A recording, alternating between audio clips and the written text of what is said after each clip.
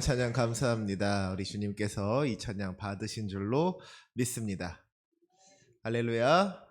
그렇죠. 우리 주님은 우리를 굳세게 하시는 분이시고 또한 우리를 크게 사용하시는 분이신 줄로 믿습니다. 그 은혜가 우리 가운데 충만하게 임하기를 주님의 이름으로 축원합니다. 그런 이 시간은 그런 의미에서 우리 옆에 앉은 분들을 보시면서 이렇게 인사하셨으면 좋겠습니다. 주님께서 우리와 함께 하십니다. 주님께서 우리를 사랑하십니다. 그렇죠. 우리를 너무나도 사랑하셔서 우리와 함께 하시며 우리를 도우시는 주님, 우리에게 은혜를 베풀어 주시고 그 선한 뜻 가운데로 우리를 인도하여 주시는 주님의 크고 놀라우신 은혜가 이 시간 예배한 우리 모두 위에 충만하기를 주님의 이름으로 축원합니다. 오늘 이 시간에는 오바댜 1장 17절부터 21절까지의 말씀을 가지고 유일한 피난처라는 제목으로 말씀을 전하고자 합니다. 이 말씀을 잘 이해하기 위해서는 이 말씀이 어떤 상황 속에서 주어진 말씀인지를 우리 그 배경을 조금 알 필요가 있습니다. 먼저 이 말씀이 누구에게 주어진 말씀이냐? 오바댜서는 이스라엘과 에돔이라는 두 민족에게 주어진 말씀입니다. 이스라엘과 에돔은 사실 한 뿌리에서 나온 민족이죠. 이 두 민족이 에서와 야곱이라는 쌍둥이 형제로부터 시작이 된 거예요. 에서의 후손이 에돔이 된 것이고 야곱의 후손이 이스라엘이 된 것이죠. 그러니까 사실은 이들이 다 아브라함의 후손인 것이고 이삭의 후손인 겁니다. 이 두 나라가 말 그대로 피를 나눈 형제였다는 거예요. 하지만 이 두 나라의 사이는 별로 그렇게 좋지가 않았죠. 형제 나라로서 가깝게 지내면서 서로를 막 도와주는 것이 아니라 오히려 시기하고 질투하며 때로는 서로를 괴롭히는 그런 남보다 못한 관계였다 하는 겁니다. 특별히 지금 오바댜서가 어떤 상황 속에서 쓰여졌느냐? 이스라엘이 바벨론의 침략을 받아서 무너지게 된 거예요. 바벨론의 침략으로 말미암아 예루살렘 성이 무너져 내린 겁니다. 그런데 그 모습을 본 에돔이 이 형제 나라가 어떻게 반응하느냐? 그렇게 이스라엘이 멸망당하는 것을 보면서 슬퍼하거나 안타까워한 것이 아니라 그저 강 건너 불구경하듯이 남일인 것처럼 가만히 방관하고 있더라는 것이죠. 그 자기 형제 나라를 도와주려고 하지 않았다는 거예요. 심지어 나중에는 바벨론의 편에 서서 그 난리통에 이스라엘 것을 약탈하려고 하고 심지어는 그 전쟁을 피하여 도망치는 이스라엘 백성들을 잡아다가 바벨론에게 넘기는 그런 끔찍한 만행을 저지르기까지 하더라는 것이죠. 에돔이 자기 형제 나라인 이스라엘을 도와주기는커녕 무참하게 짓밟았다는 거예요. 이런 상황 속에서 하나님께서 선지자 오바댜에게 주신 말씀이 바로 오바댜서입니다. 이 오바댜서는 크게 두 부분으로 나눠질 수가 있는데요. 먼저 전반부 1절부터 16절까지의 말씀은 에돔을 향한 말씀입니다. 여러분, 그러면 이제 하나님께서 에돔을 향해서 어떤 말씀을 하시겠어요? 에돔의 죄를 꾸짖으시면서 그 죄에 대한 심판을 말씀하시는 것이죠. 특별히 15절 말씀을 보면 여호와께서 만국을 벌할 날이 가까웠나니 내가 행한 대로 너도 받을 것인즉 내가 행한 것이 내 머리로 돌아갈 것이라 그랬습니다. 우리 주님, 공의의 하나님께서는 뿌린 대로 거두게 하시는 분이시잖아요. 우리 주님께서 에돔의 모든 죄를 다 기억하시고 그가 행한 대로 받게 하신다는 겁니다. 에돔이 죄를 지었기 때문에 이제 에돔에게 그 죄의 대가가 하나님의 무서운 징계와 심판이 임하게 된다는 거예요. 그리고 이제 오늘 우리가 함께 읽은 후반부의 말씀 17절부터 21절까지의 말씀은 이스라엘을 향한 말씀입니다. 여기에는 하나님의 사랑과 은혜 그리고 회복의 약속이 나타나고 있는 것이죠. 지금은 이스라엘이 바벨론의 침략으로 말미암아 고난을 겪고 있지만 지금은 이스라엘이 에돔의 배신으로 말미암아 괴로워하고 있지만 이 시련과 고난이 결코 영원하지 않다는 겁니다. 주님께서 이스라엘을 도와주신다는 거예요. 주님께서 이스라엘을 구원하신다는 겁니다. 그 무너진 것을 다시 회복시키시고 주님의 영광을 나타내신다는 것을 분명하게 약속하고 계신 거예요. 사랑하는 우리 성도 여러분, 때로는 우리에게도 이스라엘과도 같은 시련과 고난의 시간들이 찾아올 때가 있지요. 바벨론에게 침략을 당하고 에돔에게 배신을 당했던 이스라엘과도 같이 우리 인생에 찾아오는 시련과 고난들로 말미암아 우리가 어려움을 당할 때가 있더라는 거예요.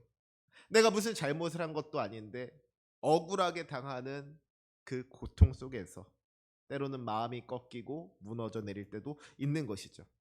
하지만 여러분, 우리 인생에 그 시련과 고난이 찾아올 때에 좌절하거나 낙심하지 마시기 바랍니다. 절망하지 마시기 바랍니다. 우리 인생에 그 어떤 고난이 찾아온다고 할지라도 우리에게는 여전히 소망이 있는 거예요. 그 소망이 무엇입니까? 주님께서 우리와 함께 하신다는 것이죠. 주님께서 우리를 사랑하신다는 거예요. 주님께서 우리를 구원하신다는 것입니다. 그렇기에 주님을 믿고 의지하는 사람은 결코 좌절하거나 절망하지 않을 수 있는 줄로 믿습니다. 바라기는 이 시간 오늘의 말씀을 통하여서 우리가 주님을 만날 수 있기를 원합니다.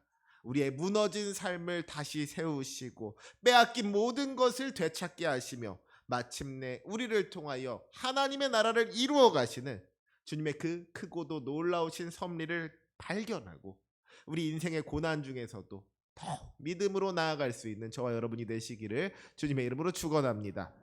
먼저 오늘 본문 우리 17절 말씀 같이 함께 읽겠습니다. 17절 함께 읽습니다. 시작. 오직 시온산에서 피할 자가 있으리니 그 산이 거룩할 것이요 야곱 족속은 자기 기업을 누릴 것이며.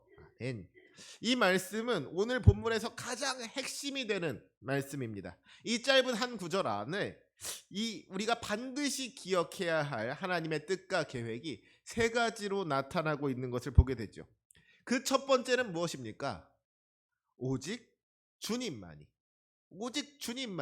우리의 피난처가 되신다는 거예요. 오직 시온산에서 피할 자가 있으리니 그랬습니다. 구약시대의 이 시온산은 하나님의 성전이 세워진 곳으로서 하나님께서 임재하시는 거룩한 장소를 의미했습니다. 주님께서 임재하시는 곳, 주님께서 역사하시는 곳, 주님의 영광으로 충만한 곳이 바로 이 시온산이었다는 것이죠. 그러니까 오직 시온산에서 피할 자가 있을 것이라는 이 말씀이 의미하는 것이 무엇입니까? 오직 주님만이 우리의 피난처가 되신다는 거예요. 주님이 아닌 다른 어떤 곳도 우리의 피난처가 될 수 없다는 것이죠. 세상에는 여러 피난처가 있는 것처럼 보이지만 진짜 피난처는, 영원한 피난처는 오직 우리 주님밖에는 없다는 거예요. 우리가 주님께로 나아갈 때, 우리 주님 계신 곳으로 나아갈 때 그곳에서만 참된 평안과 기쁨을, 안식을 누릴 수가 있는 줄로 믿습니다. 많은 사람들이 저마다 자기의 피난처를 가지고 살아갑니다.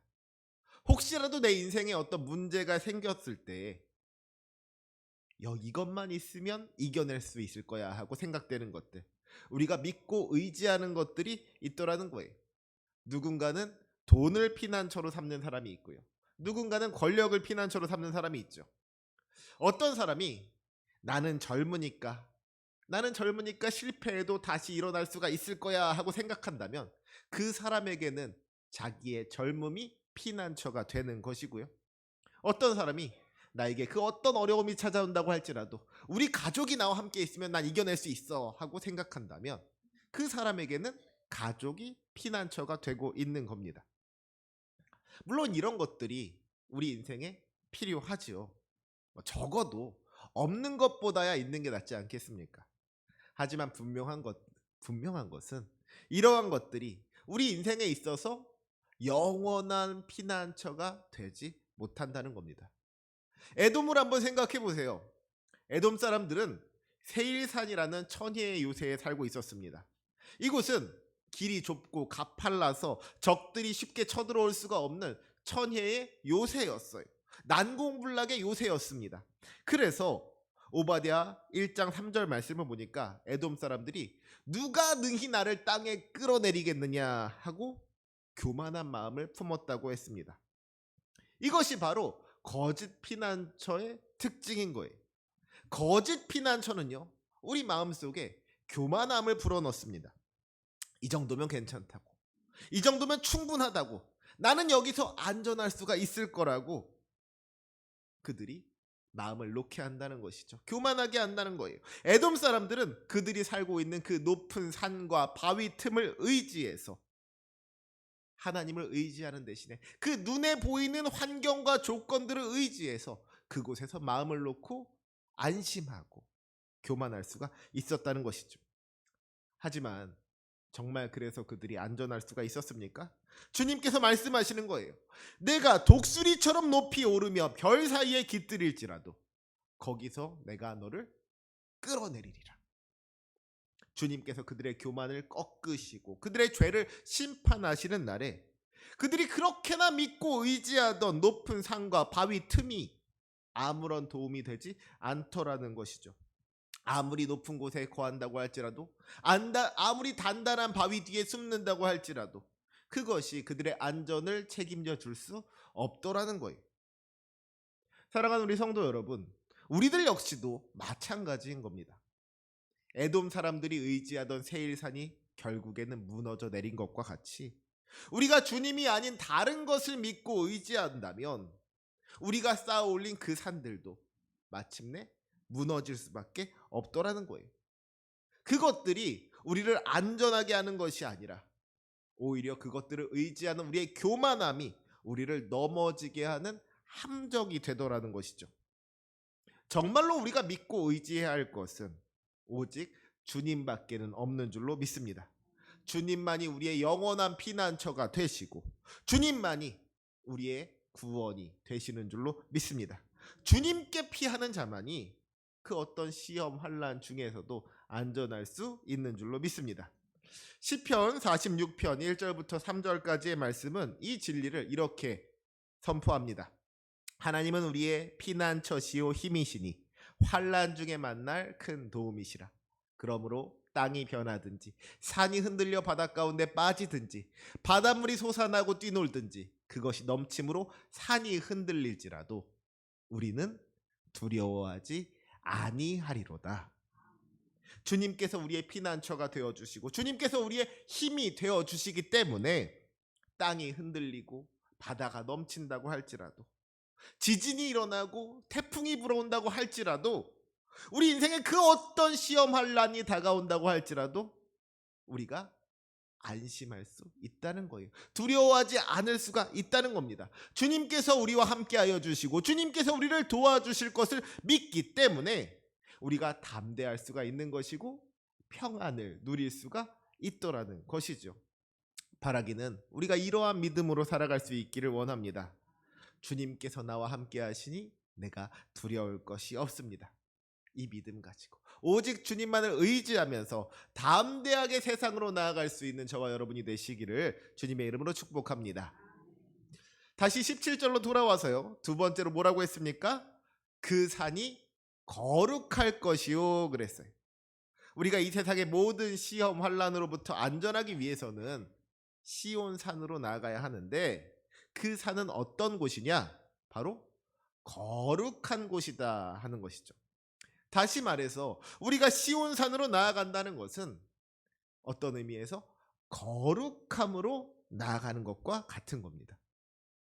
우리를 향한 주님의 계획은 단순히 우리가 주님께로 나아감으로 말미암아 시험을 면하고 고난을 면하고 안전해지는 것에 있지 않다는 거예요. 주님께서는 우리가 주님 가까이로 나아감을 통하여서 우리 주님을 닮아가기를 원하십니다. 특별히 주님께서는 우리가 주님의 그 거룩하심을 담기를 원하세요. 그래서 레위기 11장 45절 말씀을 보면 주님께서 우리에게 분명하게 명령하시잖아요.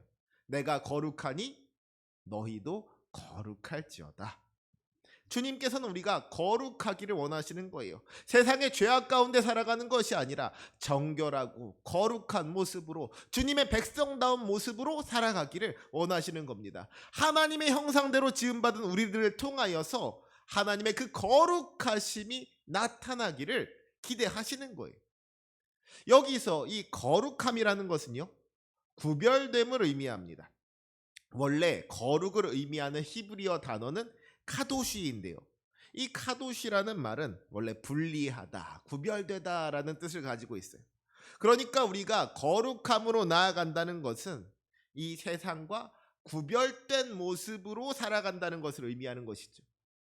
세상의 방식, 세상의 가치관을 따라 살아가는 것이 아니라 오직 하나님의 말씀을 따라서 살아가는 그러한 삶. 우리 하나님의 말씀대로 순종하는 삶이 거룩한 삶인 거예요. 그것이 주님께서 우리에게 원하시고 기뻐하시는 거룩한 삶인 줄로 믿습니다. 그런데 여러분, 우리가 어떻게 하면 그 거룩함으로 나아갈 수가 있겠습니까? 어떻게 하면 우리가 거룩해질 수가 있겠어요? 사실 그 방법은 아주 간단한 거예요. 바로 주님께로 나아가는 겁니다. 오늘 말씀에 그 산이 거룩할 것이라고 했어요. 주님께서 임재하시는 곳에 거룩함이 있는 겁니다. 그러니까 우리가 거룩함으로 나아갈 수 있는 가장 쉬운 방법은, 그리고 가장 좋은 방법은 바로 주님 계신 곳으로, 주님께로 나아가는 것이죠. 그곳에서 주님의 임재를 경험하고 주님의 풍성한 은혜를 누리는 거예요. 우리가 주님께로 나아가면 주님께서 우리를 거룩하게 하시는 겁니다. 당연한 이야기잖아요. 죄악으로 가득한 세상 가운데에서 나의 그 거룩함을 지킨다는 것이, 거룩함으로 나아간다는 것이 얼마나 힘든 일이겠어요. 세상의 모든 유혹들을 끊어내고 주님 뜻대로 살아간다는 것이, 세상 속에서 주님을 바라본다는 것이, 그게 얼마나 어려운 일이겠습니까? 어떤 의미에서 시온산이 우리의 피난처가 될 수 있는 이유는 그곳이 거룩하기 때문인 겁니다. 여러분, 생각해 보면 우리 인생에 문제가 생기고 우리 인생에 고난이 찾아오는 이유가 어디에 있어요? 우리가 하나님 뜻대로 살지 않고 우리가 하나님의 뜻을 거슬러 죄를 저지르기 때문에, 그 죄로 말미암아 우리 인생에 시련이 찾아오고 고난이 찾아올 때가 얼마나 많은지 모릅니다.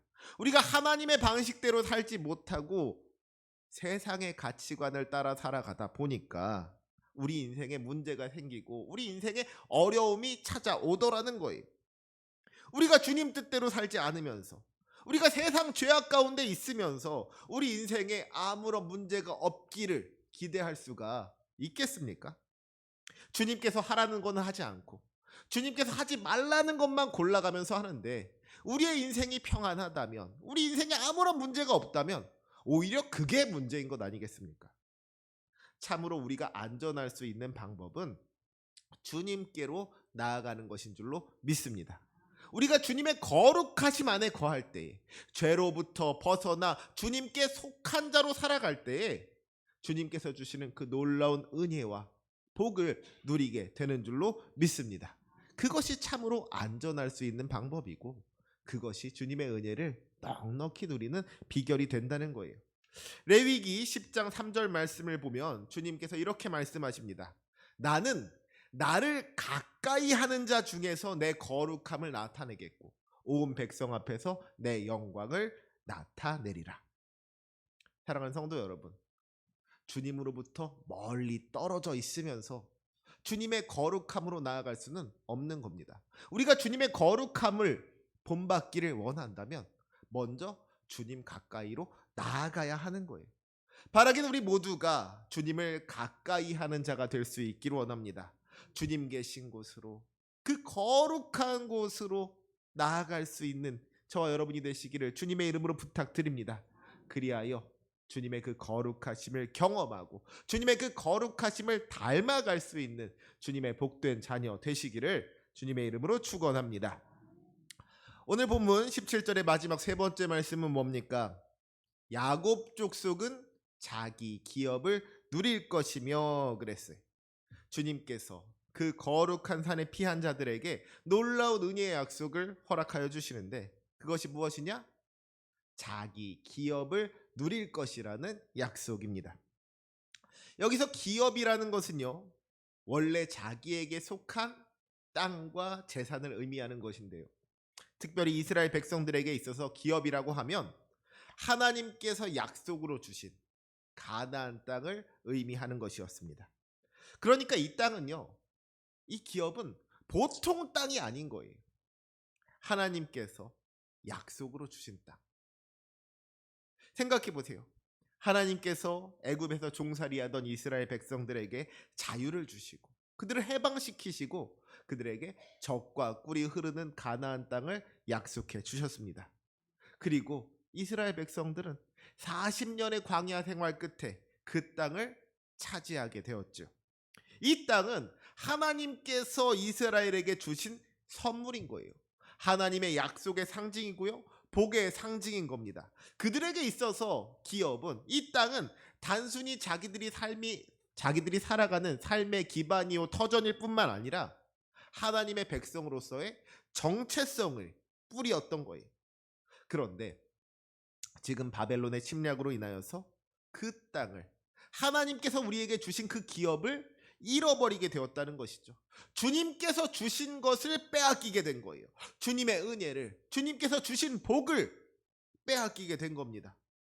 그러니 지금 이스라엘 백성들의 그 상실감이 얼마나 컸을까요? 그야말로 좌절하고 절망할 수밖에 없었던 것이죠. 그런데 지금 주님께서 뭐라고 말씀하시는 거예요? 야곱 족속이 자기 기업을 누릴 것이라고 말씀하고 계신 겁니다. 이스라엘이 자기 기업을 되찾게 된다는 거예요. 하나님이 주신 것을 세상이 빼앗을 수 없다는 것이죠. 비록 바벨론과 에돔이 이스라엘의 땅을 빼앗아 간다고 할지라도 그 땅의 진정한 주인이 되시는 주님께서 다시 그 땅을 이스라엘에게 돌려주시겠다고 약속하고 계신 겁니다. 이제 이스라엘이 잃어버린 모든 것들을 되찾게 된다는 거예요. 뭐 적절한 비유일지는 모르겠지만 그냥 이해를 돕기 위해서 말하자면 그런 겁니다. 아버지에게 두 아들이 있었는데 아들들한테 5만 원씩 용돈을 준 거예요. 5만 원씩 용돈을 준 거예요. 그런데 형이 동생의 그 5만 원, 아버지가 동생에게 준 돈을 형이 뺏은 겁니다. 근데 그걸 아버지가 알면 어떻게 하겠어요? 일단 분명한 것은 이제 그 형은 엄청나게 혼나는 거죠. 그냥 뭐 아마 저 같으면 저는 매를 아끼지 않은 스타일이라서 아마 그 형 저에게 뭐 많이 맞을지도 모르겠다 하는 생각을 해봅니다. 그렇죠? 그 형이 아주 혼쭐이 날 거예요. 그리고 아마도 그 아버지가 형에게 그 돈을 동생에게 돌려주라고 이야기하겠죠. 아마 어쩌면 원래 형한테 줬던 것까지 뺏어서 동생에게 주라고 할지도 모르겠다는 생각을 해봅니다. 그렇죠. 하나님께서 주신 것, 하나님께서 우리에게 주신 기업, 그 누가 빼앗을 수 없다는 거예요. 하나님께서 주신 것, 하나님께서 다시 회복시키신다는 것을 오늘 말씀이 분명하게 약속하고 있는 줄로 믿습니다. 이것은 단순히 물질적인 회복만을 이야기하는 게 아니에요. 하나님께서 이스라엘에게 주셨던 정체성, 사명, 그 기쁨과 평안을 모두 회복시켜 주시겠다는 놀라운 은혜의 약속인 것이죠. 이처럼 우리가 주님께 피하여서 주님의 그 거룩하심 가운데 거할 때 주님께서 주시는 은혜와 복을 풍성하게 누리게 되는 줄로 믿습니다. 이어지는 18절부터 21절까지의 말씀은 주님께서 어떻게 그 회복의 역사를 이루어 가시는지에 대해서 알려주고 있는 말씀입니다. 특별히 18절 말씀을 보세요. 18절 말씀을 보니까 뭐라고 하고 있느냐? 야곱 족속은 불이 될 것이며 요셉 족속은 불꽃이 될 것이요 에서 족속은 지푸라기가 될 것이라 그랬습니다. 앞서 오바댜 1장 15절에서 하나님께서 에돔에게 경고하시기를 내가 행한 대로 너도 받을 것이라고, 내가 행한 것이 내 머리로 돌아갈 것이라고 말씀하셨잖아요. 이제 비로소 그 약속의 말씀이 이루어진다는 것이죠. 하나님의 백성이 거룩한 심판의 불이 되어서 주님 앞에 교만하여 죄를 짓던 이들을 다 불사르게 된다는 겁니다. 에돔이 비웃고 조롱하며 마음껏 빼앗고 짓밟았던 이스라엘이 이제는 하나님의 심판의 도구가 되어서 하나님의 공의를 이루게 된다는 거예요. 지금 당장은 악의 세력이 승리하는 것처럼 보이지만 마침내 하나님의 백성이 승리하게 된다는 거예요. 하나님의 백성들이 무기력한 피해자가 아니라 이 땅에 하나님의 뜻을 이루는 자들로, 세상을 이기고 승리하는 자들로 세워지게 된다는 것이죠.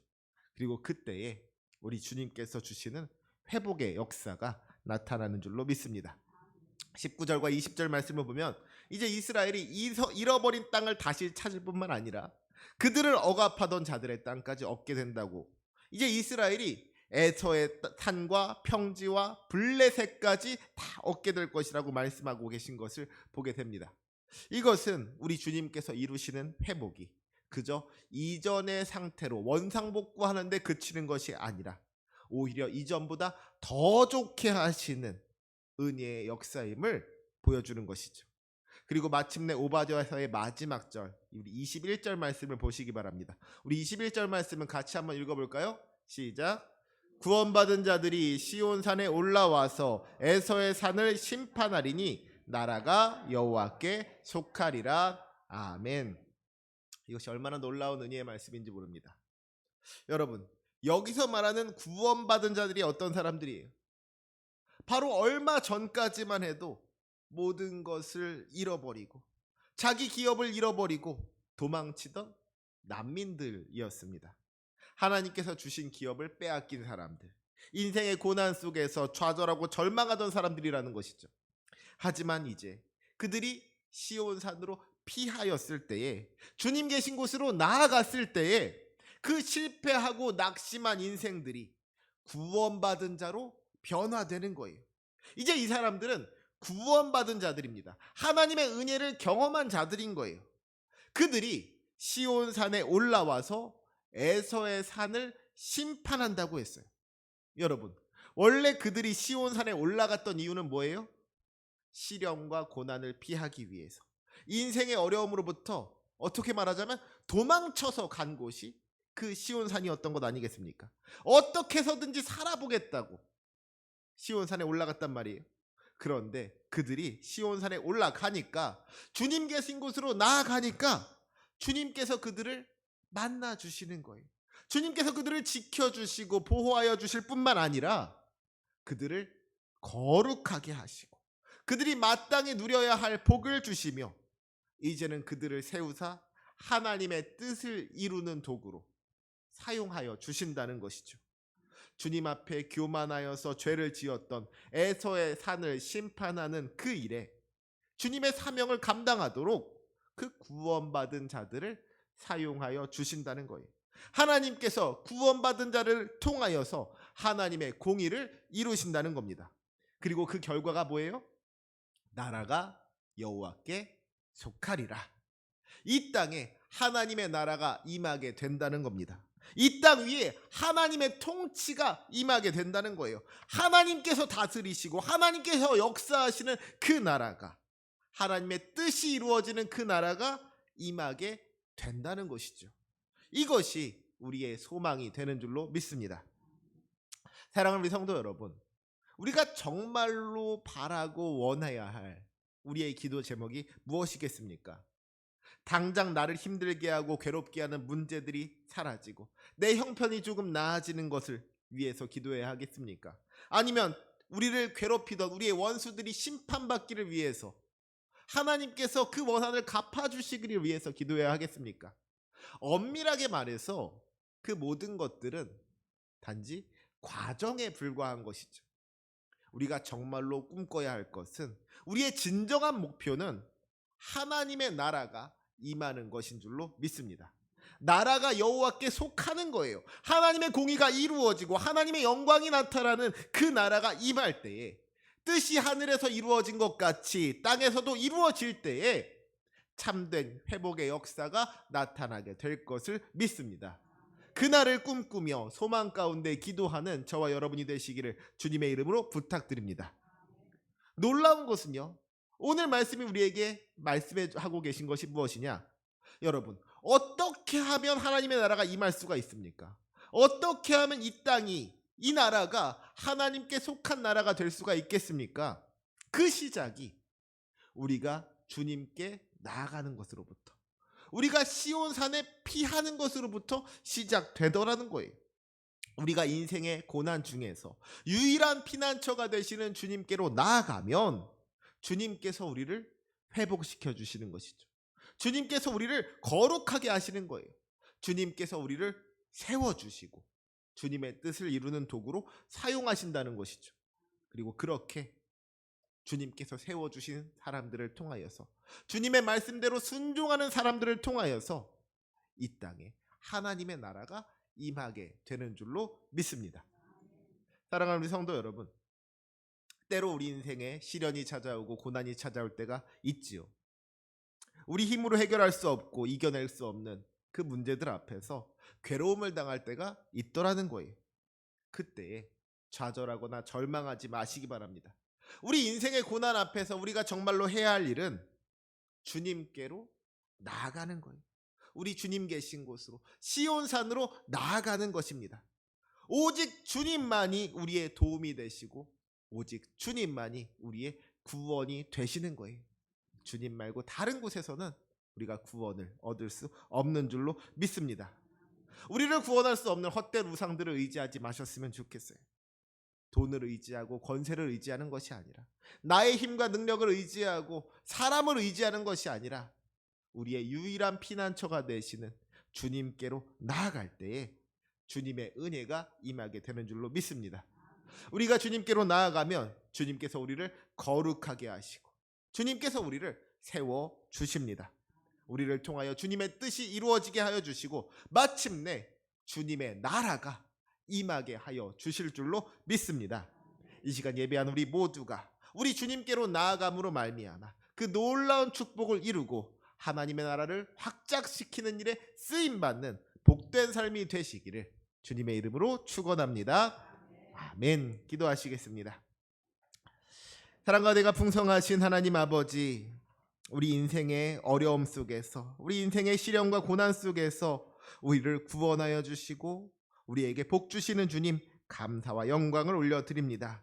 주님, 썩어져 없어질 헛된 것들을 의지하고 주님이 아닌 다른 것들로 나아갔던 우리들의 죄와 허물을 이 시간 우리 구주 예수 그리스도의 십자가 앞에 내려놓사오니 주여 우리를 용서하여 주시고 우리를 주님께로 인도하여 주시옵소서. 주님만이 우리의 소망이 되시고 주님만이 우리의 구원이 되심을 믿사오니 우리의 유일한 피난처 되시는 우리 구주 예수 그리스도 안에서 참된 평안을 누리게 하여 주시고 주님 안에서 거룩하게 되어 주님께 쓰임받을 수 있는 복된 주님의 자녀들 다 되게 하여 주시옵소서. 주님께서 우리를 사용하사 이 땅 위에 주님의 뜻을 펼치실 때에 그 영광 가운데로 나아갈 수 있는 우리들이 될 수 있기를 원합니다. 우리를 통하여 하나님의 나라가 확장되게 하여 주시옵고 우리를 통하여 하나님의 나라가 임하게 하여 주시기를 간절히 소망하오니 주님, 우리가 주님 뜻대로 순종하는 삶으로 하나님께 영광 돌릴 수 있게 하여 주시옵고 온 땅 가운데 우리 주님의 복음을 선포하는 사명자로, 주님의 부르심을 입은 자로서 쓰임받게 하여 주시옵소서. 오늘도 우리를 구원하여 주시고 우리에게 은혜를 베풀어 주시며 우리를 사용하여 주실 주님께 감사하며 우리 구주 예수 그리스도의 이름으로 기도합니다. 아멘.